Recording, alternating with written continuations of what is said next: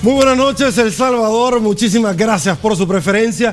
Gracias por disfrutar con todos nosotros la entrevista 8 en punto. Esta noche vamos a hablar de migración. Esta noche vamos a hablar de una probable reforma migratoria. El Senado en los Estados Unidos va de vacaciones en el mes de agosto, donde va a rendir informe a la población de aquel país del norte de todos los alcances que han tenido. Por supuesto, los esfuerzos de muchos países que esperan, que abrazan ese sueño americano para todos los nacionales que residen en aquel país del norte no se detiene. De esta noche vamos a hablar, por supuesto, de estas expectativas. Para conversar sobre este tema, con mucho gusto le damos la bienvenida a Karina Sosa, diputada del partido FMLN. Diputada Sosa, un gusto tenerla acá en 8 en punto. Gracias, Sergio. Buenas noches.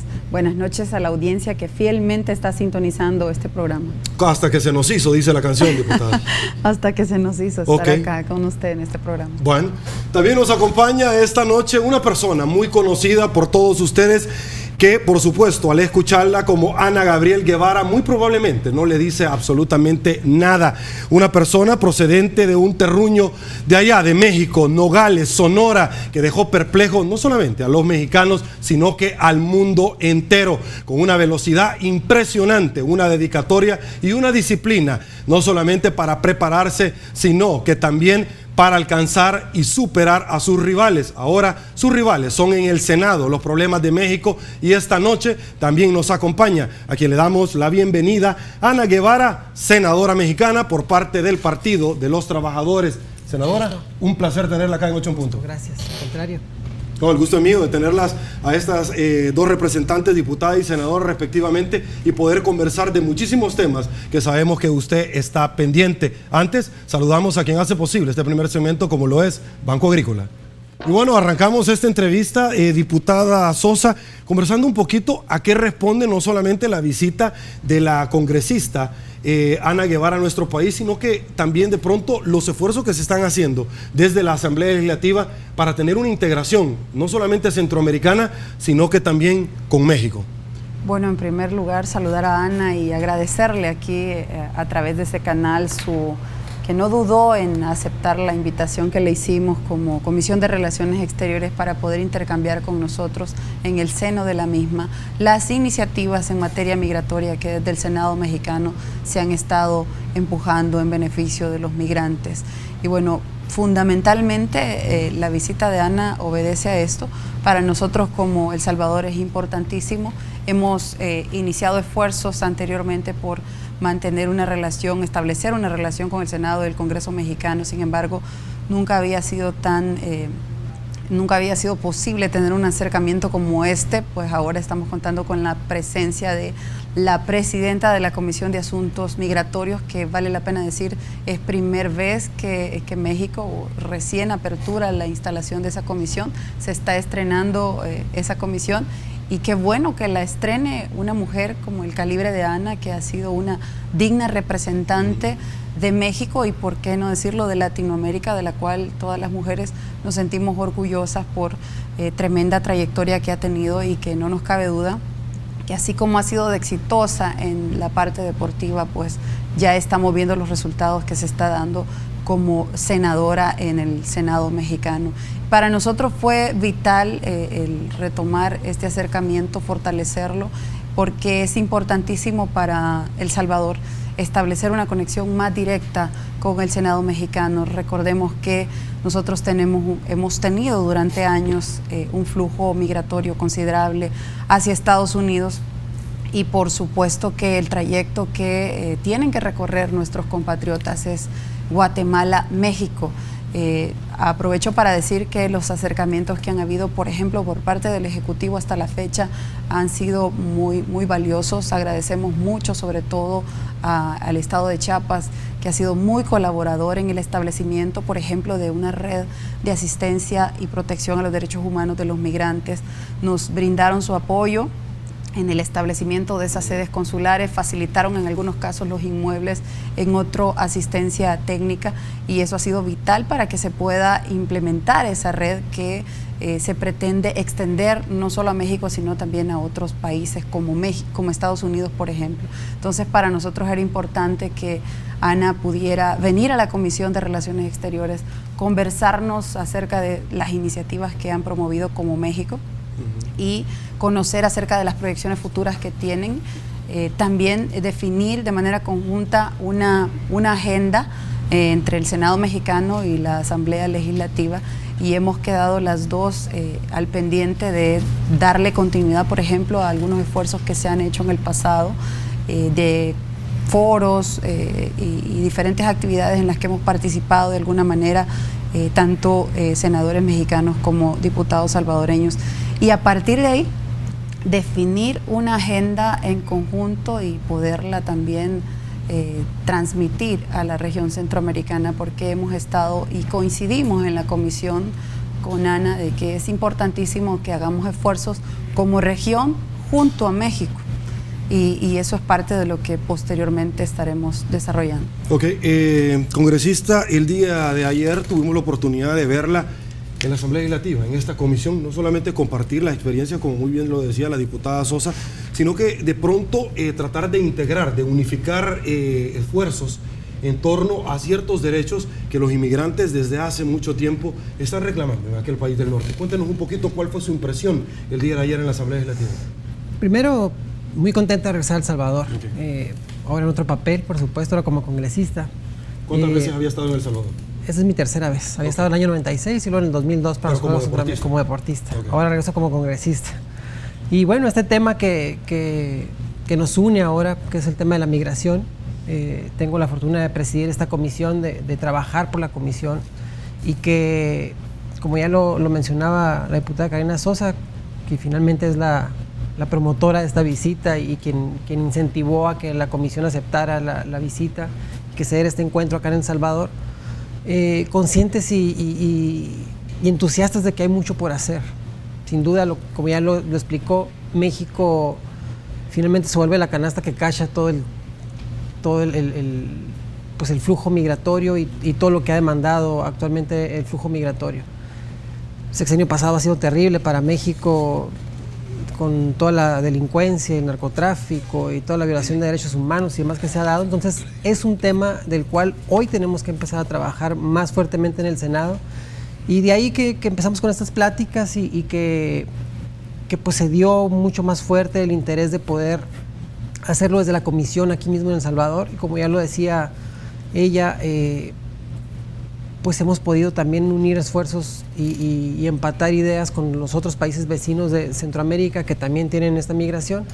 Y México también en el afán de que, como ya lo decía ya, esta comisión que es de reciente creación y que tenemos también una ley pues de reciente debut en México, una ley de migración, de la cual también tenemos que echar mucha mano y mejorarla y pulirla para que sea pues mucho más dócil con los migrantes. Ha sido una ventaja que ya en México no se les toma como delincuentes a los migrantes. O sea, en teoría ya tienen libre tránsito por el país. ¿Cuáles son los principales problemas o los retos, las áreas de oportunidad para muchos que usted encuentra al llegar al Senado mexicano? No solamente porque de pronto usted podría haber tenido con las mejores intenciones las energías que la han caracterizado como atleta, pero cuando llega al Senado se da cuenta que son mucho más allá los problemas y profundos, históricamente hablando, que tiene el tema puntualmente la migración a la cual usted se ha referido. Sí, por supuesto, y algo que me da mucha impotencia es que yo quisiera que ya tuviéramos más soluciones. Okay. Pero sabemos que la política camina y transita totalmente en otra velocidad distinta a lo que yo hacía antes. Antes mi trabajo, mi esfuerzo y mi dedicación, sabía yo que en la inmediatez tenía resultados. Acá, a pesar de todo el esfuerzo y el trabajo que se hace, de estar en la oficina y de estar tocando puertas y estar en nuestras reuniones, bueno, camina en otra sintonía. Hay que cabildearlo con los demás partidos en la Cámara, hay que sopesarlo con la otra Cámara, porque hay que explicar al público que en México somos dos cámaras, la Cámara de Diputados y la Cámara de Senadores. Entonces esto, pues, tardan más las cosas y hace mucho más lento, pero bueno, no deja de tener el entusiasmo y el empuje que urge para el país, porque estamos hablando de nuestra propia gente y también de todos nuestros hermanos centroamericanos. Ok, hoy tenemos, senadora, la bondad, por decirlo de una u otra forma, que dentro del SICA, el Sistema de Integración Centroamericana, tenemos a un representante que es salvadoreño, el ex canciller Hugo Martínez, que por supuesto hace una excelente mancuerna con la diputada Sosa en muchos temas.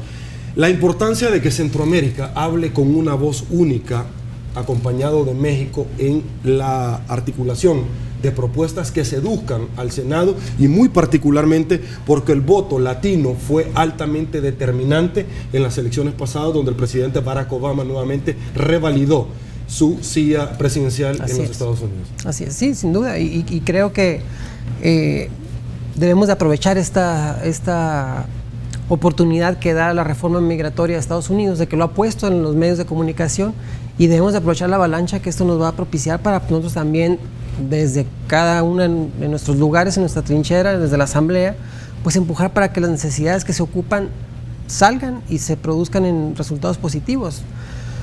México y Centroamérica, yo estoy casi convencida, no vamos a poder detener el flujo migratorio, pero lo que sí tenemos que hacer es amortiguar que sea más apegado y más dócil para todos los migrantes y que no sea tanta violación de derechos humanos y tanto ultraje, ¿no? que son víctimas de todo. La verdad que es muy doloroso ver pues tanta vejación que se da y tanta incomodidad que significa el aventurarse al intento de ir a cruzar la frontera norte de México. Ahora, diputada Sosa, muchos salvadoreños, muchos mexicanos, muchos centroamericanos de pronto festejaron el primer peldaño del ente bicameral que pasa una reforma migratoria y que muchísimas personas, que puntualmente yo se lo he dicho acá a la embajadora de los Estados Unidos en nuestro país, Mari Carmen Aponte, de pronto gente congresista como John McCain, que en el pasado dejó clara su postura que pues no era tan endeble o flexible al tema del migrante, ahora sabe que los números en temas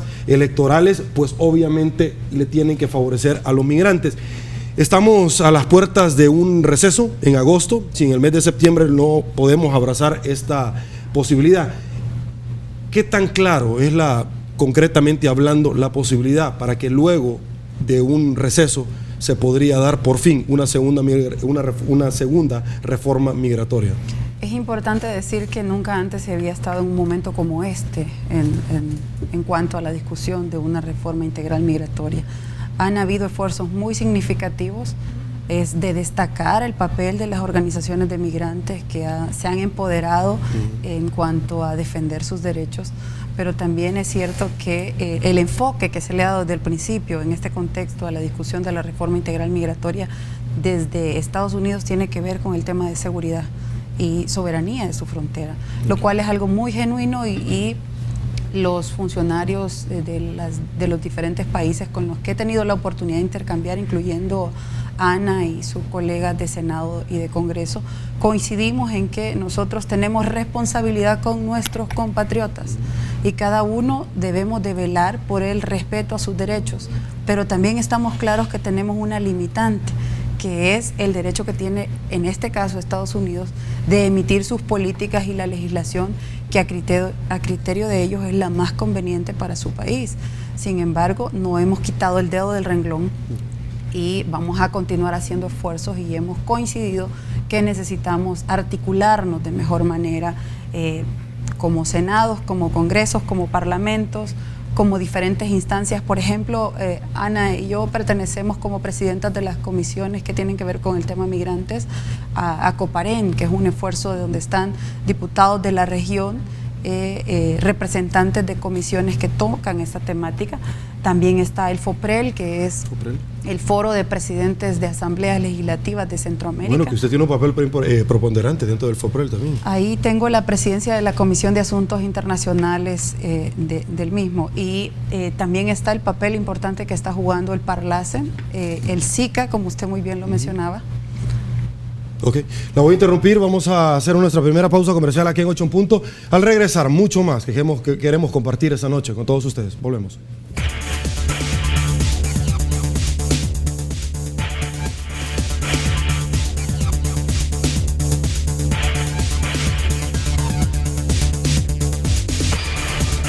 Estamos de regreso, muchísimas gracias por su preferencia. Diputada, por favor, terminamos el análisis. Sí, bueno, le decía de la importancia que tiene el papel de todas estas instancias para que nos articulemos y empecemos a asumir un rol mucho más activo en este tema, independientemente que es una discusión muy propia de Estados Unidos y que tiene ese enfoque. Nosotros tenemos la responsabilidad de velar por nuestra gente, por nuestros compatriotas, y hemos coincidido en la importancia de aunar esfuerzos en este sentido.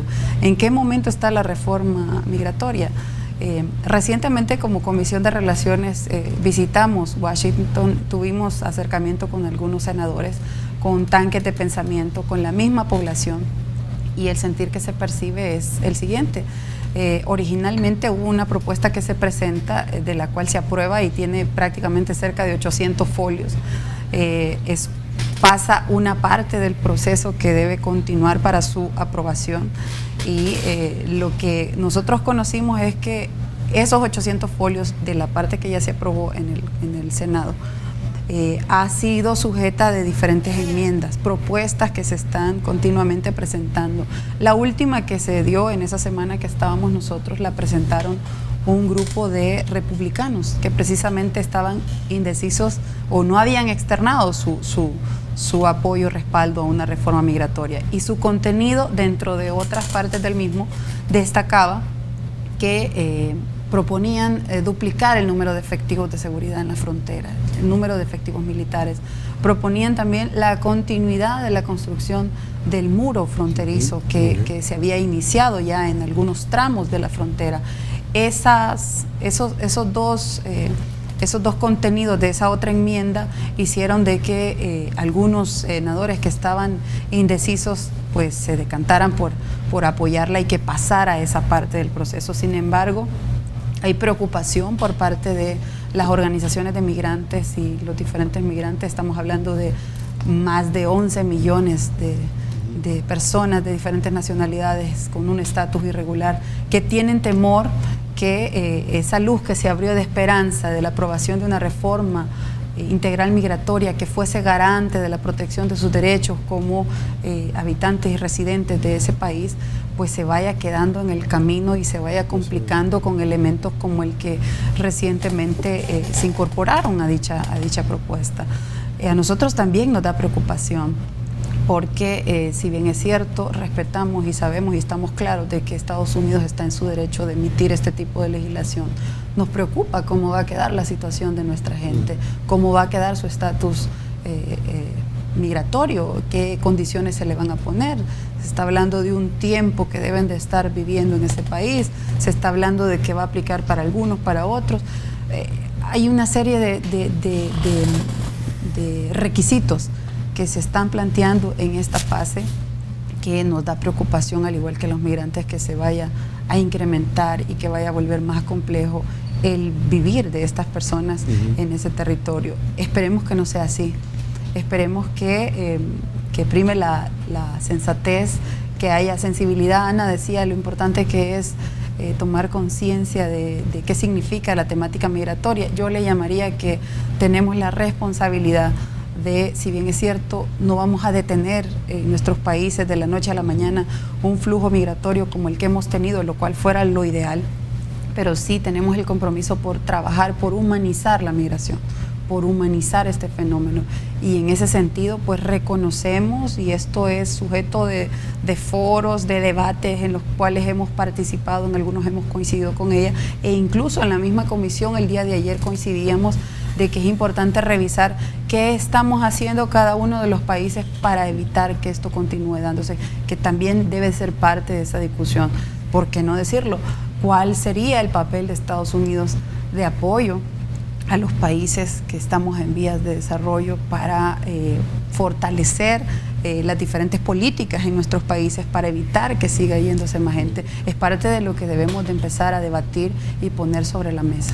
Ok, senadora, usted lo mencionó anteriormente, cuando hablamos de unas oleadas sucesivas de migración hacia los Estados Unidos en busca de mejores oportunidades, también vemos en algún momento que se cumplen vejámenes, abusos de los derechos, como por ejemplo donde se darán organizaciones de droga, armas, tráfico de armas, tráfico de personas, comercio de personas, trata de personas y muchas veces comercio también de órganos, donde de pronto para llegar en el intermedio de México hacia Estados Unidos, muchas personas también mueren en los desiertos. Estados Unidos ha sido muy claro, esta reforma migratoria no va a ser fácil, pero sí va a ser justa.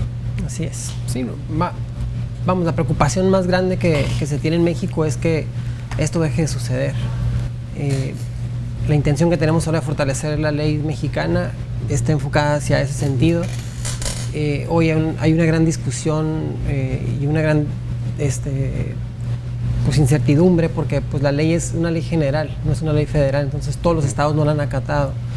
Y pues sí es preocupante estos foros, estos encuentros y visitas que se pueden hacer a las fronteras, tanto en la sur como en la norte, pues siguen dando cuenta de números y más números de muertes y de violaciones y de vejaciones y de trata y de muchas cosas que nos siguen preocupando. Pero bueno, el trabajo nuestro será pues empujar la ley para que esto se ejecute. ¿Qué hace falta? Obviamente estamos hablando de una acción dentro del Senado.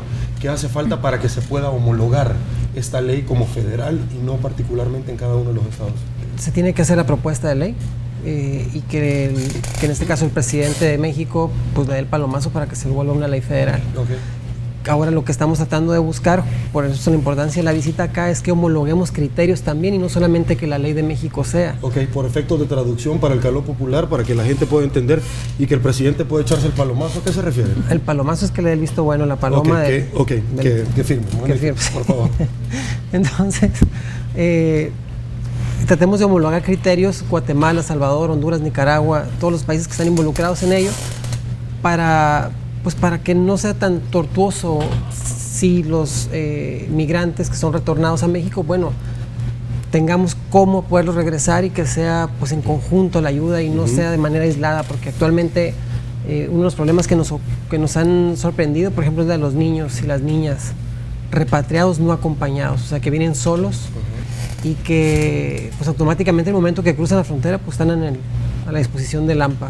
Y que no hay... Del crimen organizado. Sí, no hay como un organigrama que permita decir, este niño es de El Salvador, bueno, pues ya hay un acuerdo común para que se vaya hasta su casa y lo podemos regresar a su casa, o de Guatemala o de cualquier otra parte del mundo.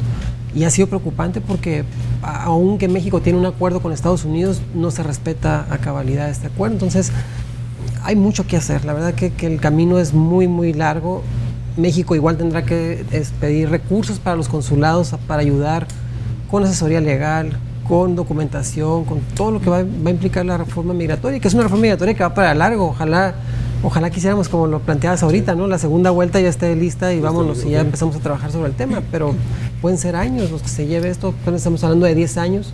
Ojalá nos alcancen las legislaturas para poder hacerlo nosotras, pero puede ser mucho más extenso. Ok, bueno, desde la década del 80, con el presidente Ronald Reagan, nosotros no vemos una reforma integral migratoria como la que estamos señalando.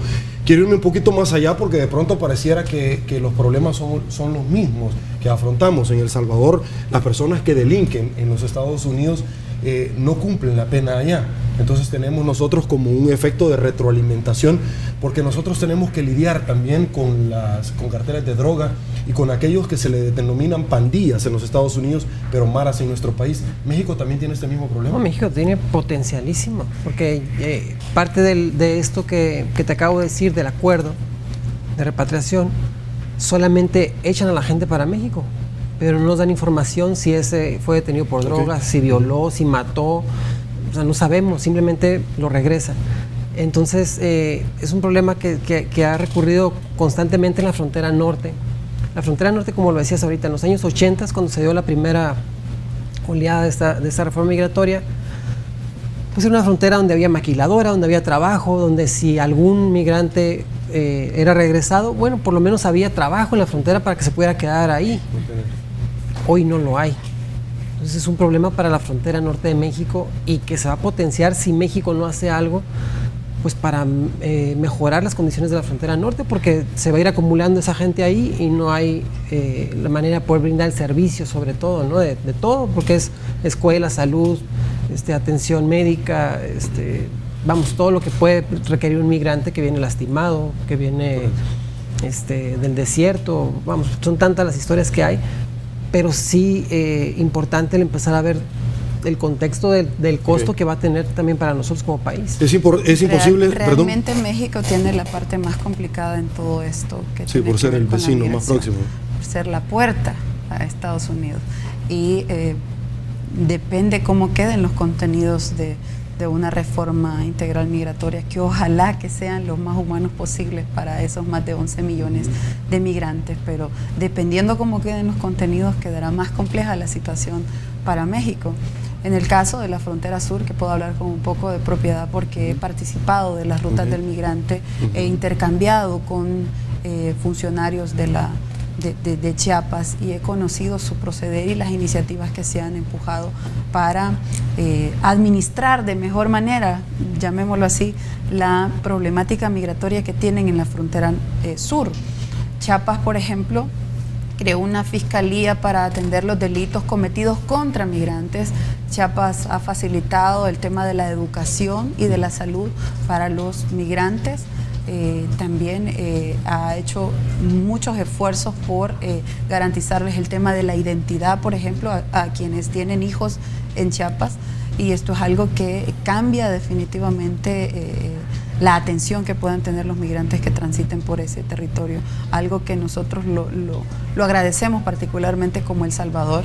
Sin embargo, sabemos lo complejo que es para no solo salvadoreños, sino otras nacionalidades que transitan, y Ana no me dejará mentir de lo lamentable que es como, por ejemplo, quienes transitan por México tienen que ser o se ven expuestos no solo al crimen organizado, no solo a las pandillas, sino también a la extorsión por parte de las autoridades municipales, federales, que están en las diferentes localidades de territorio mexicano. Y precisamente a esa pregunta iba yo a continuación. Le iba a decir que era imposible que usted estuviera esta noche acá y que no le pudiéramos preguntar que en algún momento las denuncias de autoridades mexicanas que en algún momento han abusado de no solamente los mismos mexicanos, sino que los migrantes que únicamente van de paso. Mira, el tema de la ley está principalmente fincado en el cumplimiento de los requerimientos internacionales. O sea, se debutó la ley y ya. Ahora, hay un gran desconocimiento por parte de la misma autoridad, en este caso las autoridades de seguridad, llámese policías municipales, policías estatales y federales, de que todos los detienen. A todos los migrantes, a todos los detienen. Entonces hay un retén o se le ocurre a una patrulla poner un retén y en ese retén empiezan a detener, que identifícate, entonces cuentan los migrantes y los detienen, cuando no es facultad de ellos detener migrantes. Entonces, a partir de ahí es que se da esta descomposición y se da pie a la extorsión. Entonces, también las organizaciones de actividades no aptas para la sociedad, narcotráfico, secuestro, etcétera, han abusado del tema. Entonces, tenemos actualmente una situación de esclavitud moderna, ¿no? Ya no la esclavitud que nos platicaron en la escuela de África y que solamente la gente de color. No, ahora tenemos una esclavitud moderna donde el narcotráfico también capta gente y trabaja para ellos. Y ahí tenemos pues a niños y adolescentes y adultos y a mujeres que están en esa sintonía. Ok, hacemos nuestra segunda pausa comercial acá en 8 en Punto. Al regresar, mucho más sobre este tema que aún no terminamos y por supuesto queremos compartir con todos ustedes. Volvemos.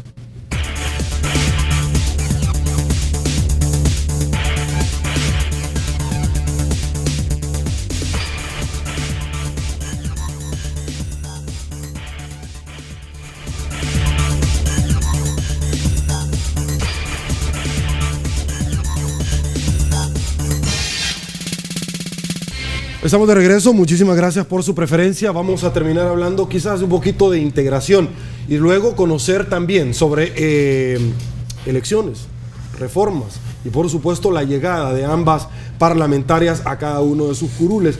Quiero conversar, diputada, obviamente usted ya nos adelantaba sobre el FOPREL, que usted tiene una posición jerárquica muy interesante para incidir en pro de muchas expectativas que se han articulado y generado en este tema.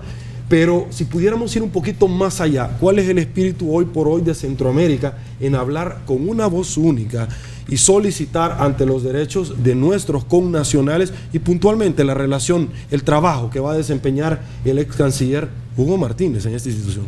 Bueno, definitivamente, y hablábamos un poco de esto al principio de la entrevista, hemos coincidido en diferentes espacios, los países de la región, incluyendo México, de la importancia de actuar de manera conjunta y de fortalecer las instancias que hasta este momento han sido creadas con objetivos como por ejemplo la Comisión de Asuntos Internacionales de FOPREL, que también tiene que ver con el tema de la integración centroamericana.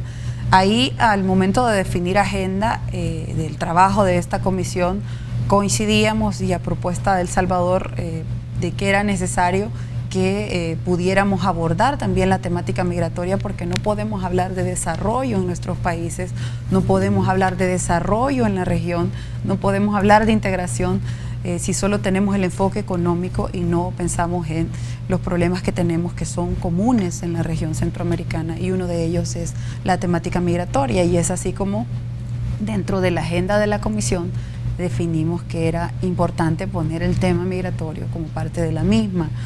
Hemos tenido avances significativos en ese espacio. Iniciamos discutiendo principios generales que debiese de contener una ley marco. Finalmente, en un segundo encuentro, logramos llevar ya una propuesta como El Salvador de lo que pudiese ser una ley marco para la región, y la aprobamos. Esa ley ya fue enviada a los diferentes parlamentos de Centroamérica. Me siento contenta de escuchar, por ejemplo, en el último encuentro que tuvimos aquí hace un par de meses, del diputado miembro del Parlamento nicaragüense, que dijo que a raíz de los esfuerzos planteados en FOPREL y a raíz de las iniciativas que estábamos promoviendo, él llevó la moción a Nicaragua y han empezado a revisar la temática migratoria en conjunto. Ya estaban por aprobar la ley hace un par de meses, estaban en su fase final, y empezaron a revisar todos los acuerdos pendientes que tenían en materia migratoria, y descubrieron que hay acuerdos que fueron firmados hace 40, 30 años que no habían sido desempolvados en la Asamblea Legislativa de Nicaragua, y que a raíz de estos compromisos regionales empezaron a revisar y han empezado a darle viabilidad y a mover. Que fueron suscritos pero nunca ratificados por parte del Congreso. Entonces la Asamblea ha empezado a revisar y a ratificar los pendientes que tenían.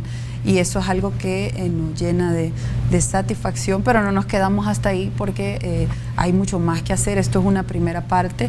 Ahora se nos está incorporando México al espacio tanto de FOPREL como del COPAREN, y eso para nosotros como región es importante. De cara, por ejemplo, a Estados Unidos y a la discusión de una reforma migratoria, México pues es el país que tiene más migrantes en situación irregular solo en Estados Unidos.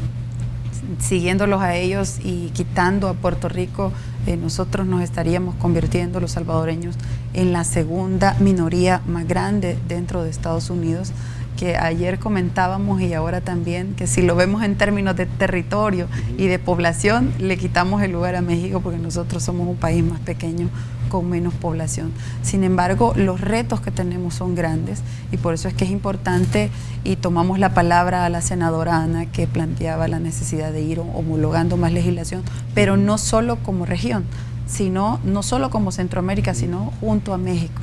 Obviamente tendría que ser un esfuerzo también como país. Eso nos lo planteábamos ayer en la Comisión de Relaciones.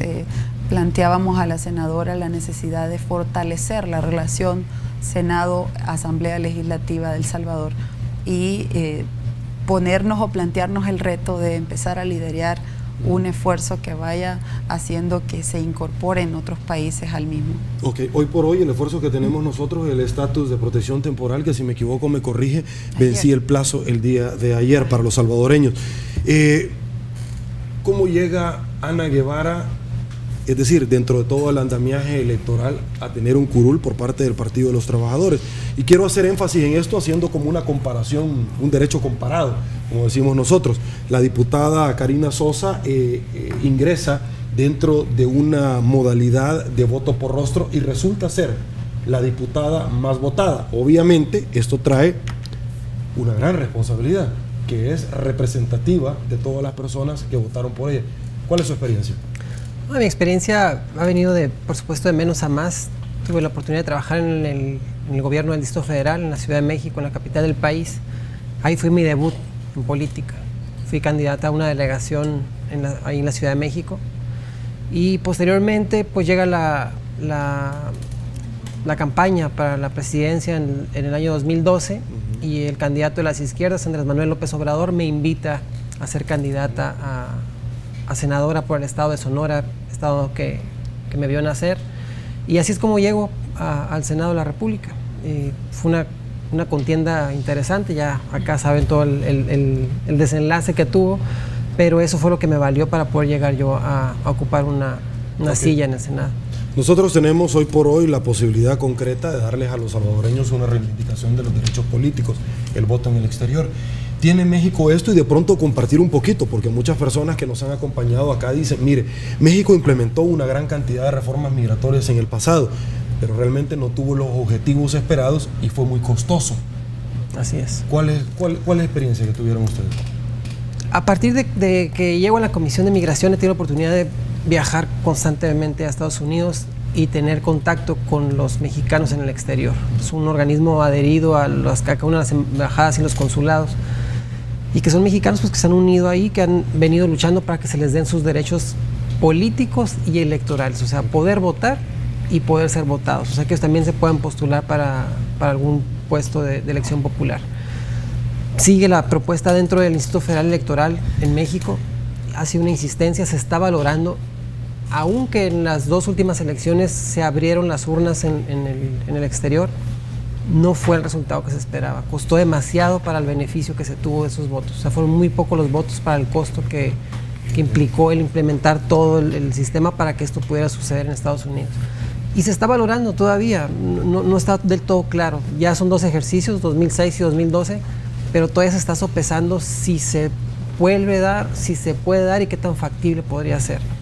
Hay mucha incertidumbre porque, bueno, hay muchas fallas incluso en el sistema dentro del territorio nacional. Entonces, abrirlo a un segundo territorio, el cual no es el nuestro, pues podría representar algunos riesgos para el país. Okay. ¿Qué le diría Ana Guevara? Y no sé si es un fenómeno muy particular de nuestro país, pero la población salvadoreña, los jóvenes, no sacan el documento único de identidad que da la posibilidad concreta de ir a emitir el sufragio, no solamente acá, sino que también en los Estados Unidos, para emitir el sufragio en el voto en el exterior.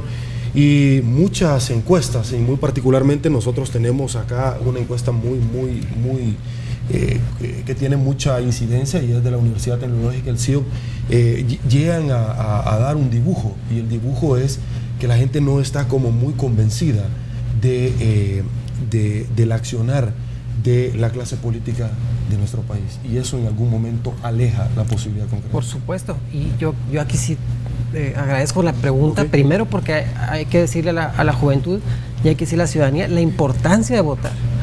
Yo me incluyo dentro de esa generación o de esa etapa de rebeldía que decíamos no queremos votar porque no estamos contentos o contenta con el sistema, y mi castigo es no votar. Pero realmente quienes estamos castigando son la misma ciudadanía cuando adoptamos esta postura, okay. Porque hay un descontento con la clase política que en algunos casos tiene razón, en otros casos no, pero la única forma de poder nosotros decidir y terminar de darle un rumbo que queremos a nuestro país, a nuestra sociedad, a nuestra familia, es emitiendo el voto, eligiendo quienes mejor nos parezca o simpatizando con el partido que mejor nos venga, pero sí es importante emitir el voto. Actualmente en México tenemos aproximadamente 120 millones de personas de población en todo el país y vota menos de la mitad de la población del país. Entonces esto permite que la elección se pueda comprar y que los partidos puedan pagar por tener esos votos. Entonces es lastimoso y es otra mitad de la gente que no vota, pues permite que se haga todo esto, y después la gente se queja y dice, es que me van a volver a subir el impuesto, es que no estoy contento con que voy a pagar. Pues sí, pero no votaste, no pusiste tu punto de vista ahí, entonces estamos en esta situación. Ana Guevara tuvo que pelear en las elecciones con un fenómeno similar a ese, Sí. El tema en México es que vamos en una ruta donde viene la reforma electoral, y va a tener que ser un tema de gran discusión porque pues fue uno de los grandes debates de la última elección. Me preguntaste un momento si fue mi elección por foto en la papeleta. Ok, aguánteme un ratito, por favor, la respuesta. Claro. Vamos a ir a una nueva pausa comercial. Al regresar, escuchamos el análisis de la senadora Ana Guevara acá en 8 Puntos. Volvemos.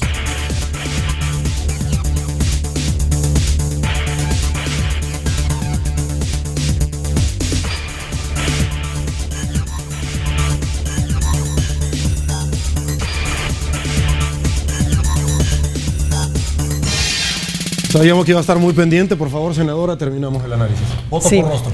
Decía que en México lo quitaron, porque antes las coaliciones de los partidos unidos se beneficiaban todos los partidos minoritarios. ¿Todos querían aparecer en la foto? No, y los que eran minoritarios se beneficiaban del más grande. Entonces ahora lo que hicieron fue, quienes íbamos en coalición, aparecía mi nombre solamente por los 3 partidos que iban en coalición. Entonces, si la gente tachaba los 3 partidos que iban en coalición en mi fórmula, el voto, o sea, cada voto se fraccionaba en 3 partes. Si votaba solo por un partido, el voto iba directamente para un solo partido. Entonces, de esta manera, el Instituto Federal Electoral pudo desmenuzar cuántos votos tuvo cada partido y la permanencia de seguir con registro o no seguir con registro. Ok. Diputada, estábamos hablando precisamente del voto en el exterior.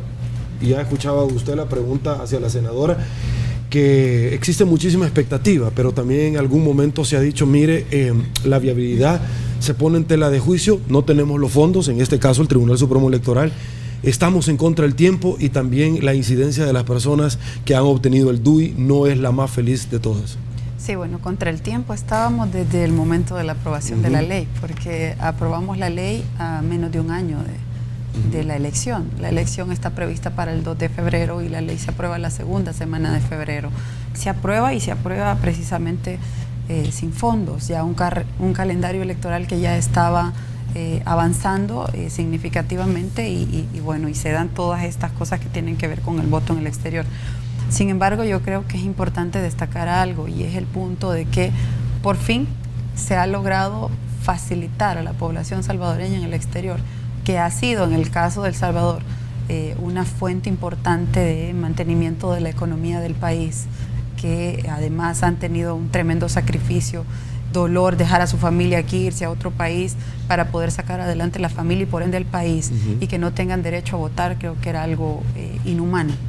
Al fin se ha hecho justicia y es importante decir que no todos los procesos inician masivamente.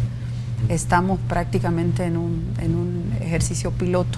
Vamos a tener por primera vez la participación de salvadoreños en el exterior votando desde allá para acá y eso es algo que debemos de darle mucho valor. Recordemos que aquí se creó el centro de votación para salvadoreños en el exterior, no sé si se recuerda que estuvo en el Mágico. El padrón era de 39,000 aproximadamente, de esos 39,000 votaron 200 y algo. ¿Y qué significaba eso? Que votaban los que podían pagar un pasaje y venir a votar aquí. Sin embargo, ahora el Estado ha hecho esfuerzos por facilitar que puedan duizarse y además votar desde allá. Descentralizarse. Y eso es algo que debemos de darle la importancia de vida, pues no podemos estar diciendo que o desmeritando el esfuerzo que ha habido hasta este momento. Por supuesto que hay cosas que subsanar.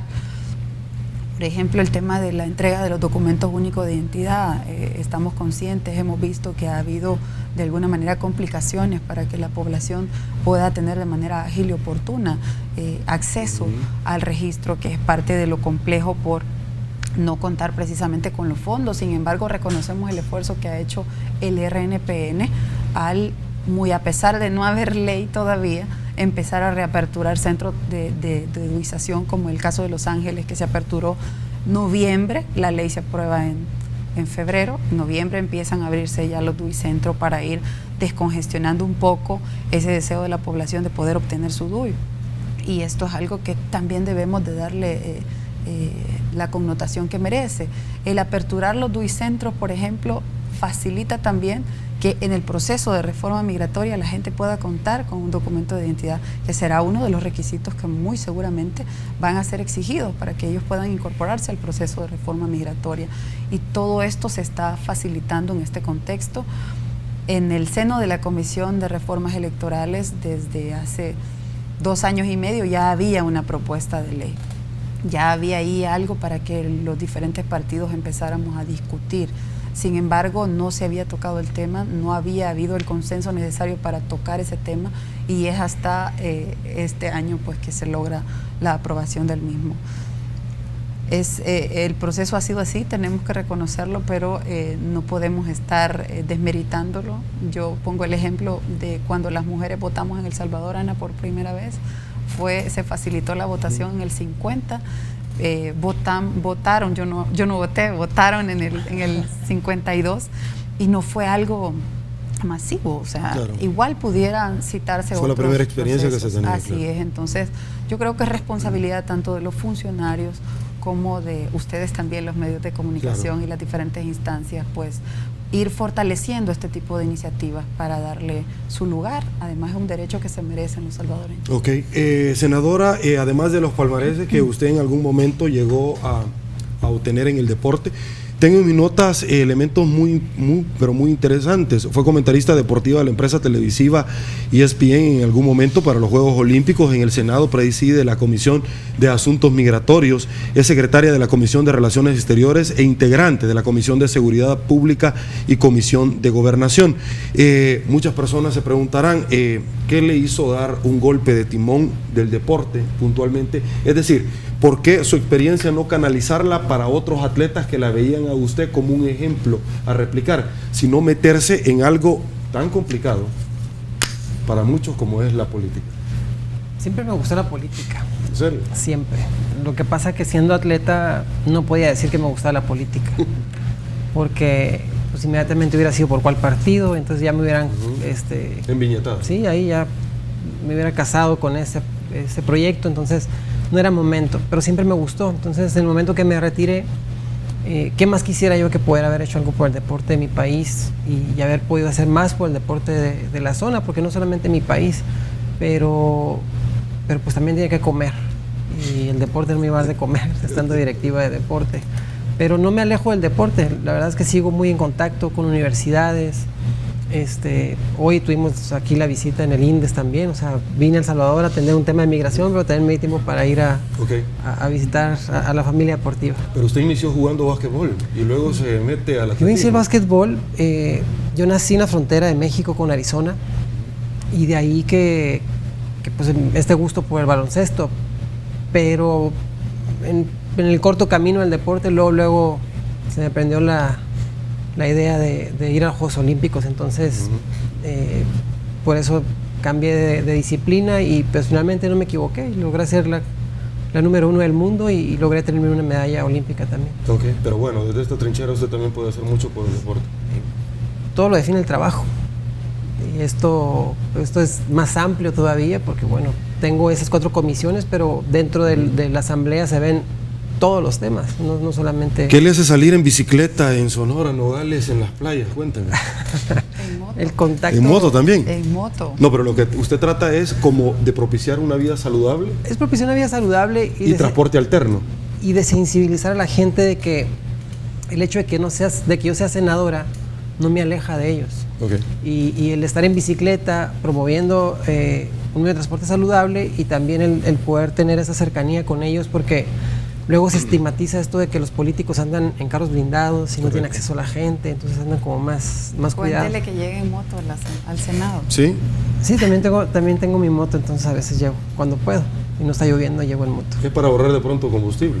No, tiempos. El tráfico en la Ciudad de México es terrible. Impresionante. Tiene razón. Ok. La diputada Karina Sosa de pronto también sale a correr, nos han contado por ahí, para hacer un poquito de deporte y propiciar también el acercamiento. ¿En moto también? ¿En serio? Ok, bueno. Sumamente interesante. Llegamos al final de la entrevista 8 en punto. Senadora, no nos queda más que agradecerle su visita. Bienvenida a El Salvador. Muchas gracias. Muchísimas gracias de veras por ser parte de este esfuerzo a nombre de todos los salvadoreños y por supuesto de honrarnos con su visita acá a la entrevista 8 en punto. Ha sido un gusto. Al contrario, para mí también ha sido un placer y siempre gustosa regresar a El Salvador con gratos recuerdos de haber escrito una parte de mi historia acá y pues bueno, ahora estar haciendo esta labor tan importante. Ok. Diputada Sosa, un placer. Yo sabía que al final iba a llegar la oportunidad de tenerla por acá y muchísimas gracias porque usted ha propiciado que podamos tener a la senadora esta noche también. Gracias a usted por el espacio, Sergio, a Ana por haber facilitado también dentro de su agenda bastante cargada la visita a nuestro país. Les pedimos que Sergio y a la población salvadoreña le den seguimiento a lo que estaremos desarrollando en conjunto con México. Así será. Con eso llegamos al final de la entrevista 8 en punto. Gracias por habernos acompañado. Pasen muy buenas noches y una vez más que el Señor nos bendiga a todos.